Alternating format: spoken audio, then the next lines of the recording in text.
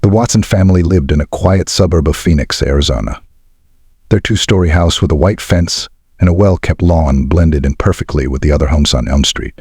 Alexandra Watson, a 38-year-old stay-at-home mom, spent most of her time caring for her family and maintaining the house.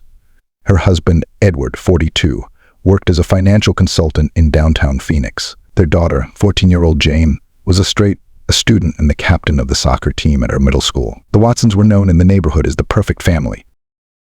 Alexandra often hosted backyard barbecues, inviting neighbors and friends. Edward was always willing to lend a hand with car repairs or other small fixes, and Jane, popular among her peers, frequently had friends over for study sessions. To everyone, the Watsons seemed like the ideal American family. 6 months before everything fell apart, Alexandra's mother, Jocelyn, moved in with them after the passing of her husband. Jocelyn, a retired elementary school teacher, helped out around the house, cooked meals, and spent time with Jane after school. Initially, her presence seemed to be a blessing for the family. Alexandra had help around the house.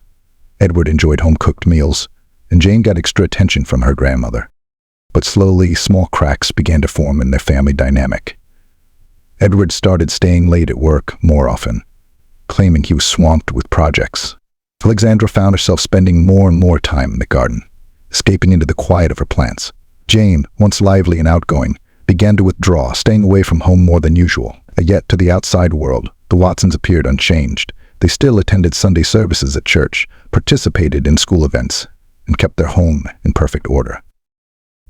No one suspected that behind the doors of their home, at 1542 Elm Street, something was brewing that would soon shatter the lives of each family member. April 2nd, 2012 started like any other Monday. Alexandra woke up at 6:30 a.m. to prepare breakfast for her family. Edward left for work at 7:45, and Jane caught the school bus at 8:15. Jocelyn helped with the morning routine as usual, packing Jane's lunch and tidying up after breakfast. Once the house was quiet, Alexandra decided to do some spring cleaning. She started in the living room and then moved on to Edward's study, a room she typically avoided to respect his space. But today she decided it needed attention too. While dusting the bookshelves, a heavy book on financial planning slipped from her hands and fell to the floor, knocking loose an envelope tucked between its pages. Alexandra picked it up and noticed it wasn't sealed. Something about the envelope caught her attention, and her curiosity got the better of her. She opened it. Inside, there were photographs. Her heart stopped. She realized they showed Edward, but not alone. He was with another woman. In some of the pictures, they were embracing. In others, they were kissing. The dates on the back of the photos were from just a month ago. Shaking, Alexandra sank into Edward's chair, her mind racing as she processed what she had just uncovered. She examined the rest of the envelope's contents. Receipts from dinners Edward claimed were with colleagues, and a bill from a hotel outside the city. Shock quickly turned to anger. Alexandra couldn't believe that the man she trusted most in the world had betrayed her like this. She replayed all those nights Edward stayed late at work, the weekends he claimed to be tied up with corporate events. Now everything made sense. At that moment, Jocelyn entered the room. Seeing the scattered photographs and her daughter's tear-streaked face, she knew something terrible had happened. Through sobs, Alexandra explained what she had found. Jocelyn tried to comfort her, but Alexandra was overwhelmed with rage and heartbreak. She grabbed her phone and called Edward, but he didn't pick up. Desperate, she sent a message demanding that he come home immediately. For the next few hours, Alexandra was numb. She continued cleaning the house mechanically, trying to distract herself from the storm of emotions swirling inside her. Jocelyn stayed nearby, silently offering support. When Jane came home from school, Alexandra tried to hide her distress, not wanting to alarm her daughter, but Jane could sense that something was off. Alexandra brushed it off, claiming she was just tired from cleaning. At 6:30 that evening, the Phoenix police station received an emergency call. A frantic male voice reported gunshots at 1542 Elm Street. Officers Johnson and Rodriguez were dispatched to the scene along with an ambulance. When they arrived, the front door was open. Cautiously, they entered the house. In the living room, they found Edward Watson lying on the floor, with a gunshot wound to his chest. Alexandra was sitting beside him, a gun in her hand, staring blankly. She didn't respond when they tried to speak to her. In another room, they found Jane and Jocelyn. Jane was in hysterics, and her grandmother was trying to calm her down. Both were physically unharmed, but clearly in shock. 20 minutes later, Detective Leslie Murphy arrived. An experienced homicide investigator, Murphy immediately took charge. She cordoned off the area and called for the forensics team. As she inspected the scene, she noticed the photographs and documents scattered on the floor. After glancing through them, she quickly realized they might be crucial in understanding the motive behind the shooting. Murphy began interviewing witnesses, starting with the neighbors. Miss Johnson, who lived across the street, said she had heard a loud argument coming from the Watson house around 6 p.m., followed by 2 gunshots. Other neighbors echoed that the Watsons had always seemed like a picture-perfect family, and no one had ever heard them argue before. When Murphy questioned Alexandra, she was still in shock but managed to give her first statement. She explained how she had discovered the photos, called Edward home, and confronted him when he arrived. According to Alexandra, the argument escalated, and when Edward became aggressive, she acted in self-defense. Jocelyn corroborated her daughter's account of finding the photos, but she hadn't witnessed the argument or the shooting, as she was upstairs with Jane at the time. Jane, too distressed to speak, couldn't provide a statement that night. Detective Murphy decided to postpone questioning Jane until the following morning, understanding the young girl needed psychological care. In the meantime, Alexandra Watson was detained and taken to the police station for further questioning, where she was read her rights. Jane stayed with her grandmother Jocelyn, and both were placed under observation for their emotional well-being. By midnight, the forensics team had finished their initial sweep of the crime scene. They collected the gun, photographs, Edward's computer, and various other pieces of evidence. As Murphy reflected on the case, she knew this investigation would be a long and complicated journey. The Watsons' seemingly perfect life was riddled with secrets, and it was her job to uncover them. The next morning, Detective Murphy resumed the investigation. Alexandra, now more composed, was able to offer additional details about her life with Edward. She confessed that their marriage had started to deteriorate about a year ago. Edward had grown distant, working late hours and frequently going on weekend business trips. Alexandra had assumed these were work-related stressors and never suspected an affair. Murphy also learned the Watson family's financial situation wasn't as stable as it appeared. Alexandra revealed that Edward had mentioned potential layoffs a few months back, but assured her it was no longer an issue. This raised further suspicions for the detective. Later that day, Jane was interviewed in the presence of a child psychologist. Still shaken, Jane recounted the argument between her parents on the night of the murder. She confirmed hearing loud shouting, followed by 2 gunshots. Jane also disclosed that her parents had been arguing more often in recent months, adding tension to the household. And meanwhile, forensics had started to return their findings.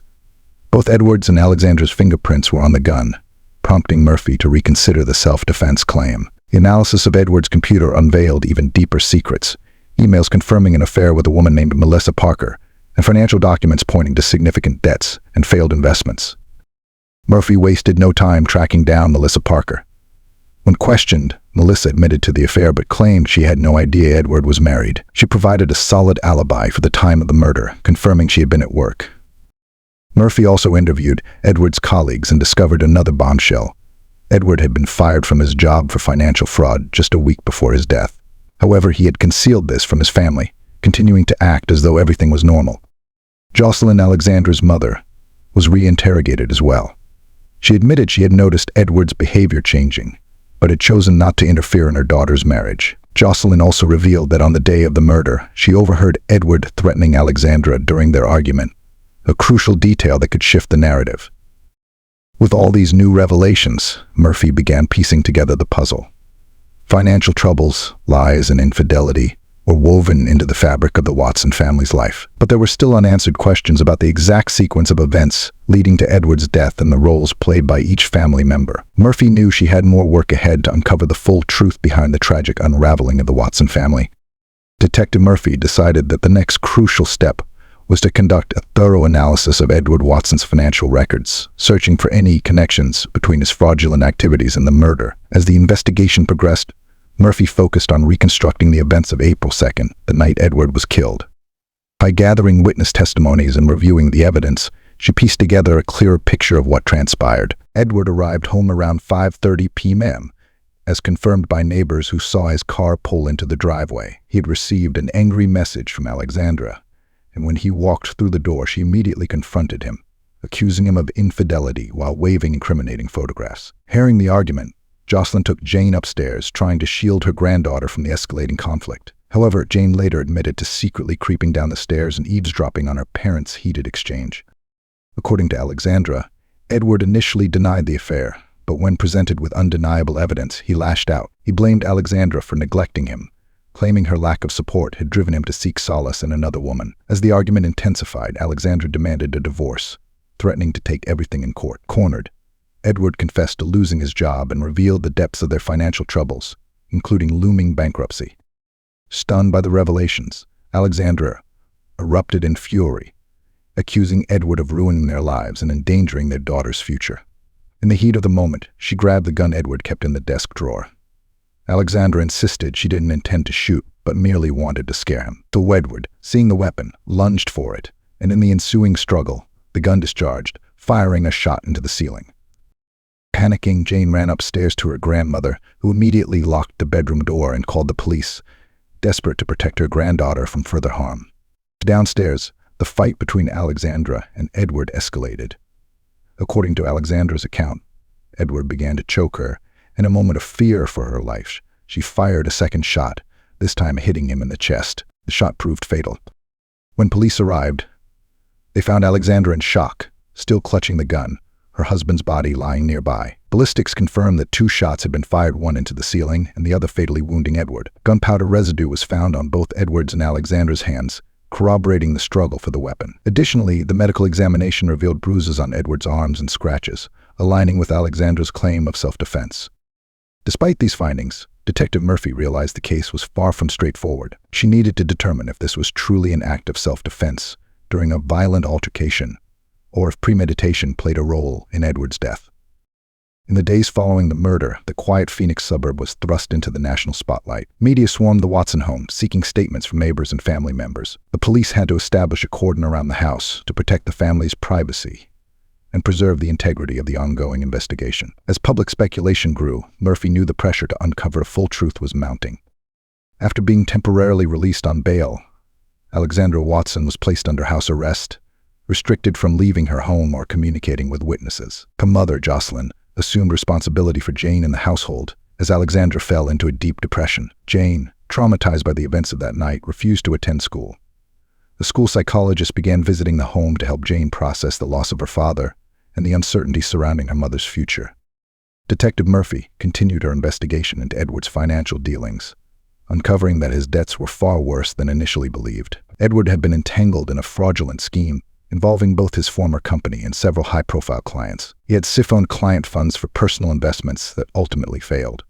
When his fraud was discovered, he lost his job and faced the possibility of criminal prosecution. This explained his recent erratic behavior and why he had concealed the truth from his family. Adding to the complexity, Melissa Parker, Edward's mistress, agreed to cooperate with the investigation. She provided incriminating emails and messages that revealed Edward had been planning to flee with her, taking what remained of the family's savings. Alexandra, still reeling from her husband's death, was devastated to learn the full extent of Edward's betrayal. The public reaction to Alexandra was sharply divided.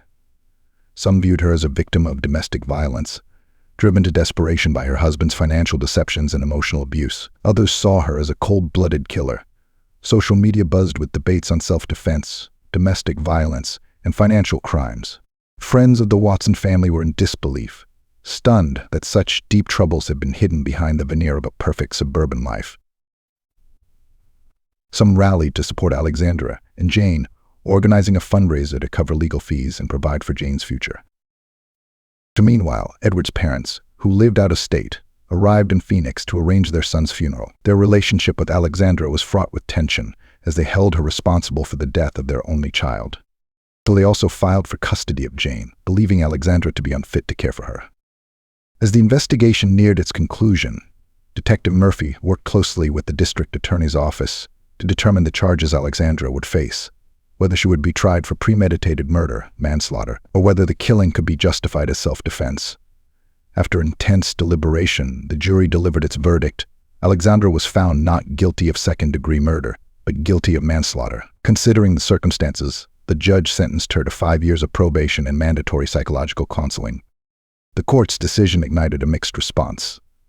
Alexandra's supporters celebrated the ruling as a victory for victims of domestic violence, while others felt the sentence was too lenient for a life taken. Though she walked out of the courtroom free, Alexandra knew her life would never return to normal.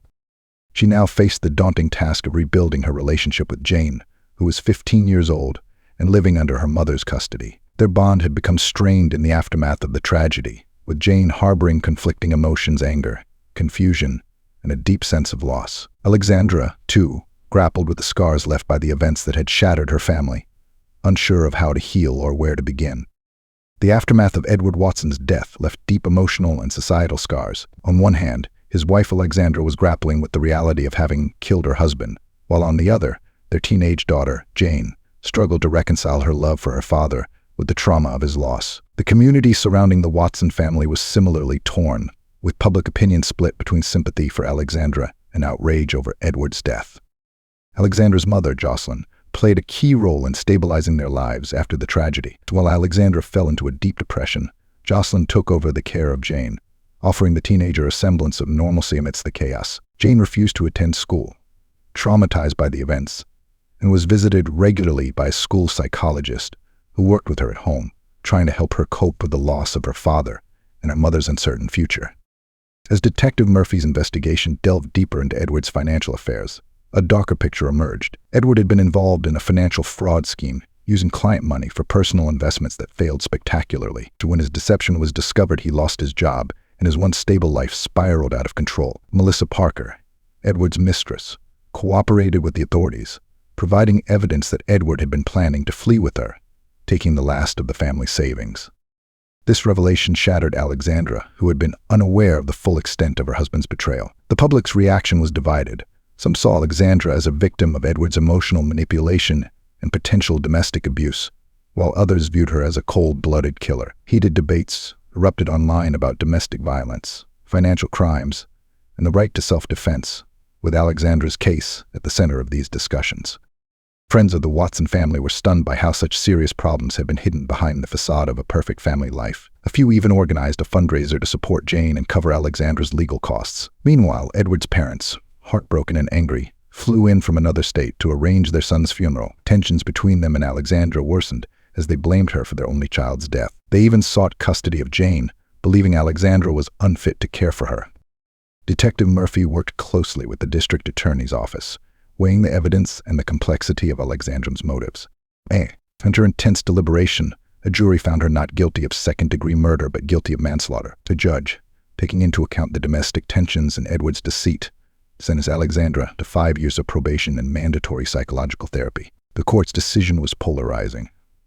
Alexandra's supporters saw it as a victory for victims of domestic abuse, while others felt the sentence was far too lenient. Despite being a free woman, Alexandra's life would never be the same.